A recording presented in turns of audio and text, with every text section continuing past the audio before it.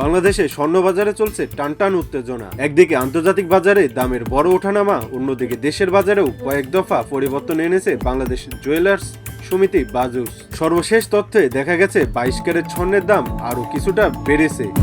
বর্তমানে প্রতি ভরি স্বর্ণের দাম 2.5 লক্ষ টাকার আশেপাশে ঘোরাফেরা করছে। গত কয়েক মাসে একাধিকবার রেকর্ড করেছে সোনার দাম। কখনো এক ভরি 15,000 টাকার বেশি কমেছে, আবার কখনো একদিনেই বেড়েছে 16,000 টাকারও বেশি। বিশেষজ্ঞরা বলছেন, আন্তর্জাতিক বাজারে ডলারের চাপ, বৈশ্বিক অর্থনৈতিক অনিশ্চয়তা এবং নিরাপদ বিনিয়োগ হিসেবে স্বর্ণের চাহিদা বাড়ায় এই পরিস্থিতি তৈরি হয়েছে।